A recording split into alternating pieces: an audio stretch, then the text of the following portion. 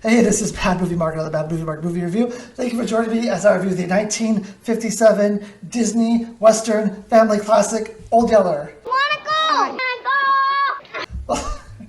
You don't have to stay, but if you leave, you're going to miss a great review. I'm reviewing every movie that has a 100% fresh rating on Rotten Tomatoes. I'm giving them all a score of 1 to 10. After I watch them and score them all, I will rank them from worst to best. I started in the 1920 silent movie era, and now I'm at 1957 with Old Yeller. This movie stars Dorothy McGuire as Katie Coates, Bess Parker as Jim Coates, Tommy Kirk as Travis Coates, Kevin Corcoran as Arliss Coates, and Beverly Washburn as Lizbeth. It has a 100% fresh rating from the critics and a 79% fresh rating from the audience.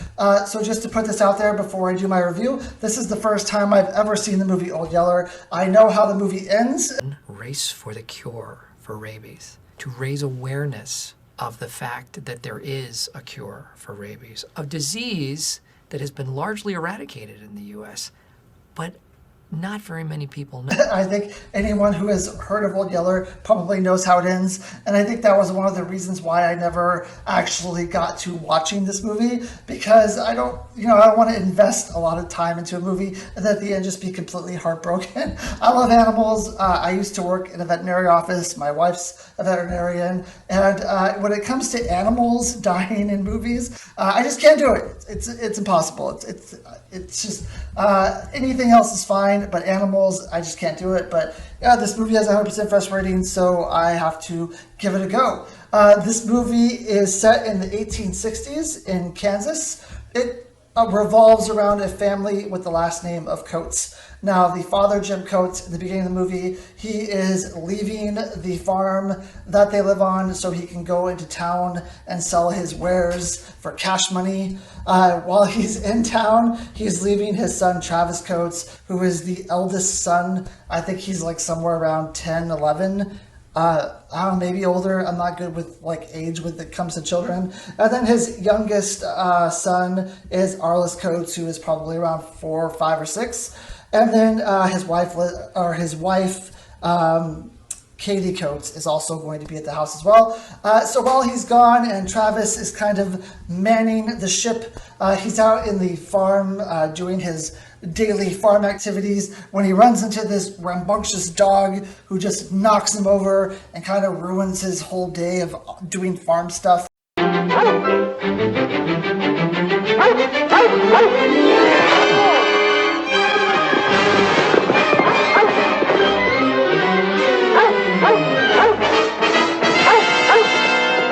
Now Travis gets really upset and shoos the dog away and says, if I ever see that dog again, I'm going to kill him.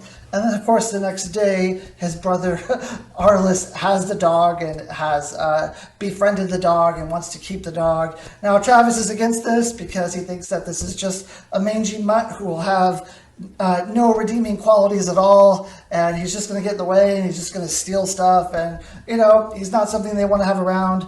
Now Katie Coates, the mother, she decides that they should keep the dog, and that would be a good idea maybe for a hunting dog for Travis or something. Where on earth did he come from? He's that same old stray dog that wrecked the fence. Stole that big side of Midland meat there, too. He's my dog. Ain't nobody gonna try to hurt him. Well,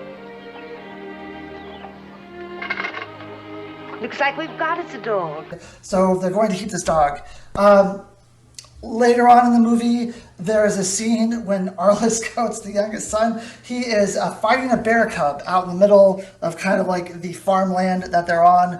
There's a bear, there's a wooded area, and there's a bear cub there, and he's wrestling with this bear cub, and the bear cub's making all these terrible noises of pain. And the mother bear then comes down and to defend her cub, and at that same time, Old Yeller just runs into action and fights off the mother bear, and the bear cub is just there defenseless because the mom has been scared off by Old Yeller. Come on, boy.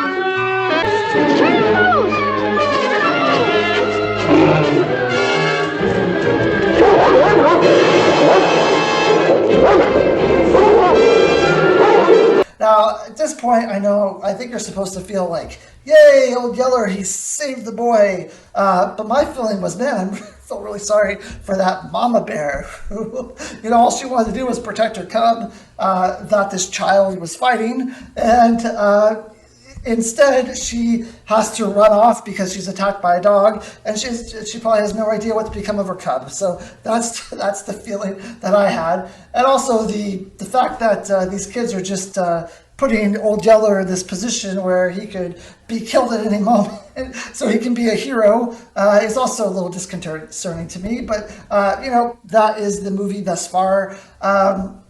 After this, Travis loves the dog. Travis is now basically the owner of the dog. He's basically taken ownership from Arliss, and he uses the dog for hunting, to do whatever he needs around the house. Basically, his companion is now Old Yeller. A little bit later on in the movie, we come to a point where one of their cows on the farm has given birth and is hiding away. I guess that's what cows normally do. They give birth and they hide from everyone. And Travis is tasked to go get the cows back so that he can, milk the cow and the cow can be back on their farmland. So he takes Old Yeller, and the mother says, well, be careful because that cow just gave birth. She's going to be a bit cantankerous. But he goes out to the field anyway. He finds the baby cow. Of course, he's trying to, he's pulling and wrestling with the baby cow. And similar to the bear, he's... the cow doesn't know what's going on, and she goes to defend her newborn, and Old Yeller jumps into action again and basically fights off the cow, and then Travis gets to take both the cow and the mother back to the farmland.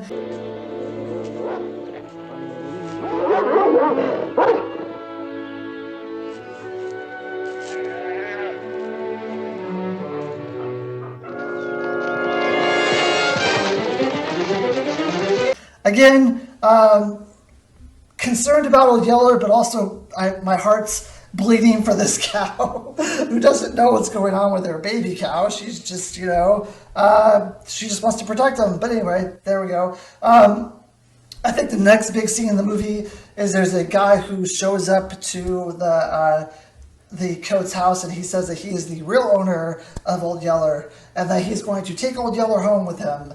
Now, of course, Arliss, he is very upset by this, even though that the dog is basically Travis's now. He just keeps screaming like, my dog, you can't take my dog.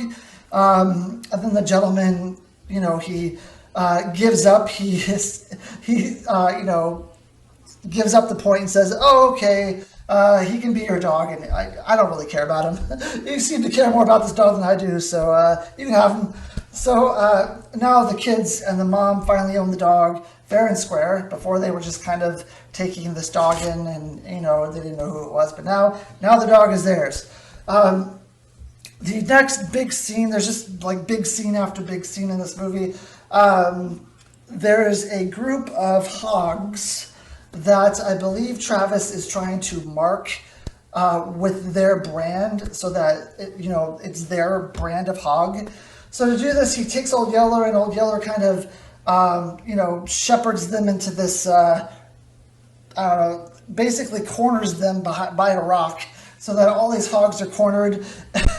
And Travis's plan is to tie a noose and to sit up in a tree, make this noose thing, throw the noose down and pulley up the hog, and then tag the hog.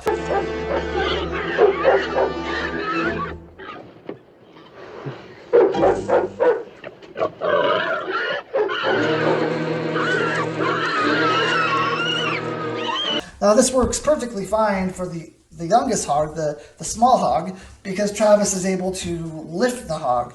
But as I'm watching this, I'm like, oh, he's going to have a really hard time with those larger hogs. I really hope that's not his plan, is to do this as well. And then, wouldn't you know it, he lassos the bigger hogs too. And wouldn't you know it, exactly the thing happens that you think would happen. He ends up falling into this bed of hogs. And now they're very cantankerous, and they're very upset. And, they start trampling, and they start fighting, and He's able to get out of the situation. He's a little bit bruised and hurt, but when he gets out of the situation, he realizes that Old Yeller is very hurt. He has this big laceration on him, and his plan is to go home, get his mom, and have his mom stitch Old Yeller up with her sewing kit. So she comes and she stitches Old Yeller up. They take him home. He ends up being fine. And then one night, just like out of the blue, he gets into a fight with this wolf. Now, earlier in the movie, there's a neighbor who comes over. He's kind of an annoying guy. He doesn't really serve any purpose in this movie. And besides the fact that he tells the family that rabies is very active in this area, and that they should be concerned, and that they should watch out for any mad animals that are just going crazy. Provided, of course, you ain't got hydrophobia. Hydrophobia? Could be. It's all over the countryside. Stuff dying like flies. Foxes, wolves, polecats, hogs, squirrels. Hogs? Hogs can get it. Same as that there boy, that old yellow dog there. Seen Harry, one of them foaming at the mouth? Showed any signs of fits? Fits of temper? And then you know that they got the rabies. Now, they use some other word in this movie for rabies, but he's talking about rabies. So when Old Yeller is fighting this wolf or coyote later on, I don't remember which one it is, we learn that this coyote / wolf had rabies, and now it's possible that Old Yeller has rabies. They put him in this pen, lock him up. They don't tell Arliss about it because they don't want Arliss to kind of know what's going on here. Arliss sneaks out to try to get the pen open to let Old Yeller free. Old Yeller tries to attack Arliss. Then at that point they realize that he does have rabies.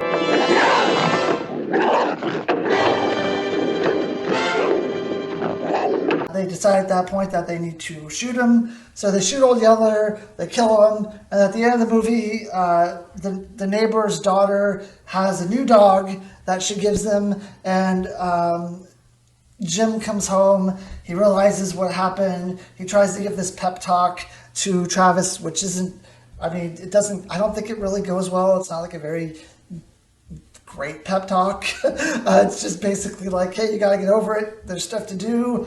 Don't worry about him anymore, type of thing. And that's basically the end of the movie. So that's the synopsis of Old Yeller.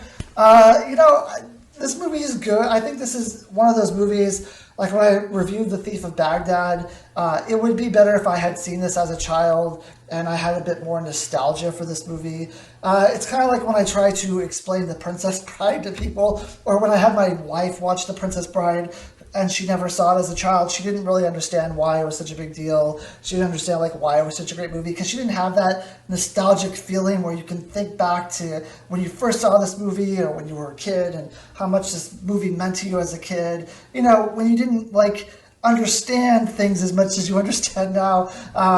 Looking at this movie from the lens I'm looking at it from now as an adult for the first time, I don't think it's that great of a movie, to be perfectly honest. The ending is the best part of the movie because I think the best acting is done in the beginning. That's the only time where I feel like there's any tension, or there's any actual danger at the end of the movie when Old Yeller... And I know what's coming up. It's the only part of the movie where I actually know what's going to happen, so I'm dreading what's going to happen. How are they going to shoot it? How are they going to show me his death? Because I think that's what I was always worried about, is how they're actually going to show Old Yeller's death. And it's Disney, so they're not going to actually show it on film. You just hear the gun, and then, it happens off stage. But I think that was why it was so tense for me, is because I knew what was coming. But to me, this movie is really about a group of kids who own a dog who probably shouldn't own a dog, or they should at least have some more... some more adult watching over them as they have this dog, some adult supervision, because they're really, they're putting this dog in a lot of trouble, and they're really putting his life in danger here. And the fact that the mom knew that there were bears on the farm, because in the beginning of the movie, Arliss says that he was out hunting bears. So, and the mom doesn't question it. She just, okay, and she goes about doing her daily chores. She doesn't question that there's bears, or that her son is interested in fighting bears and hunting bears. It's a little disturbing to me. And then when he actually is fighting this bear, she just stands there like she's shocked and she doesn't know what's going on. And no one really does anything except for the dog who goes in, Old Yeller, who goes in to fight off the bear. But I mean, my emotional attachment at that point was to the bears, not to Old Yeller and not to the family. Like, I was like, oh God, I hope nothing happens to those bears. They really did nothing here. They did nothing wrong. They're just on the land they were born on. And now they're being used to make Old Yeller a hero. Same with the cows. I was feeling bad for the cows. I really didn't understand the whole hog scene because it just seems like that was doomed to fail. There's no way he's done this before. Like, this has to be the first time where he's actually tried to like tag a hog, and it's just such a bad idea that I mean, did he not think this through? And should someone own an animal who's just this careless with it? I mean, it's a different era. It's the 1800s. Sure, times were different. Things were different. But, I mean, not everyone, even today, considers a pet to be a family member. I don't know how that is, but not everyone considers a pet to be a family member. But how can you put a pet in this much danger over like a 2-day period? It's crazy. Old Yeller was surviving on his own out there in the farm, stealing food and stuff, and never ran into these problems. And he was out there on his own in the wilderness, and everything was fine. But I mean, the acting's okay in this movie. The neighbor, the neighbor is just really annoying to me. He's just kind of like a guy who mansplains everything, even if he doesn't really understand what he's talking about or really understand what's going on. Again, a product of the 1860s and probably when this movie was made. Maybe that's just how things were done. But I can't do the mansplaining in a movie, especially when this is a mom and her family, and it's not his family. He just comes over and tells her like what she should be doing and how she should be doing it. And it's just so weird that she has to, be nice to him and she has to accommodate him just because he's a man. It's the 1860s. You have to listen to me because I'm a man. It's just so weird to me. But besides that, I mean, I didn't see anything really fantastic here. Like the cinematography is it's like any other movie. There was nothing great there. The acting wasn't fantastic. The things that they're doing with the animals are pretty cool. Obviously, these animals are trained well, especially with the bear stuff. I mean, Disney has a history of doing these, live action movies with these type of animals, and it's great. Like, they do a really good job of it. I don't know if this movie just has 100% because of nostalgia or what it is, but to me, it just doesn't. It doesn't deserve it. It's an okay movie. It's fine, but I think 100% is a little overstepping, a little overreaching a little bit for this movie. I give this movie 8 out of 10. I know, like I badmouthed it a lot here, but it's still it's an okay movie for me. 8 out of 10. That just means I didn't hate it. It was good. But I expect a lot more from movies that have 100% fresh rating, especially since there's so many great movies that don't have 100% fresh rating. The ones that are 100% should be fantastic, phenomenal, like the greatest movies in cinema history. I just don't get it. And it's not even that I don't like family movies, because I like The National Velvet a lot. Meet Me in St. Louis I thought was really good. I just can't, I don't know, there's something about this movie that didn't stick with me. And I think it's probably just because of all the danger they put this dog in for no reason. Obviously it's just a movie, but I mean, for no reason they're putting this dog in danger. And it's just stupid things that they don't have to even bring a dog for. What would they have done if that kid fought a bear and there was no dog there? Like, what would they have done when that cow gave birth and Old Yeller wasn't there? Like, what would they have done? I don't know. It's just, I feel like Old Yeller was there because it was convenient for what they were trying to do, but besides that, there was no real reason for it to happen. So anyway, that is an 8 out of 10. I hope you join me for my next review, which is going to be Desk Set. Thank you. Hope you have a great day.